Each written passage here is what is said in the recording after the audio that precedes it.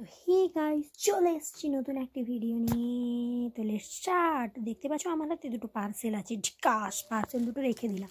এবার এই পার্সেল দুটোকে খোলা যাক, দেখা যাক এর মধ্যে কি আছে। ট্যান ট্যান, চলো ঝিক ঝিক ঝিক ঝিক ঝিক ঝিক ঝিক ঝিক, খোলা হচ্ছে।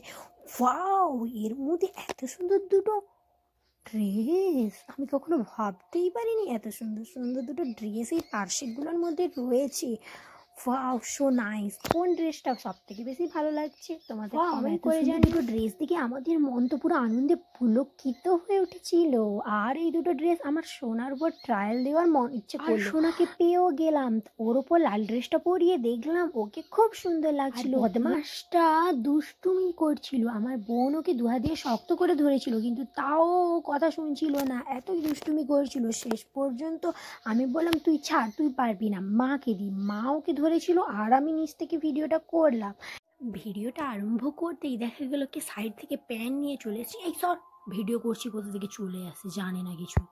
দেখলে তোমরা দেখলে ও এতটাই দুষ্টু যে আমার মাও ওকে ধরে রাখতে পারছিল না, মানে এতটাই দুষ্টু। ছটপট করাতে ও রাজা, মানে এতটাই দুষ্টু। এবার ভাবলাম চল ওর গা থেকে ওই লাল ড্রেসটা সরাও, এবার পিঙ্ক ড্রেসটা পরাও। পিঙ্ক ড্রেসটা পরিয়ে ওকে মাদুরের মধ্যে ছেড়ে দিলাম, কারণ যেহেতু ও দাঁড়াতেই পারছিল না, লাফালাফি শুরু করে দিচ্ছিল, তাই ওকে সবাই ছেড়ে দিল মাদুরের মধ্যে। আর মাদুরের মধ্যে ছেড়ে দিতে ও দেখো ড্রেসটার পুরো ব্যান্ড বাজিয়ে রেখে দিয়েছে।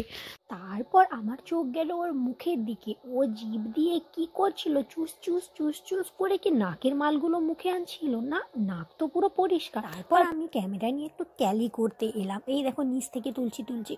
কি হলো, এই মাছি শর্ট সামনে থেকে শর্ট, কোথা থেকে চলে আসে। মানে ছোট বাচ্চা যেখানে সেখানে তোদের আসতেই হবে। পরে অনেক হলো, পিঙ্ক ড্রেস সরাও, এবার লাল ড্রেস পরিয়ে মন্দিরের সামনে বসিয়ে দিলাম।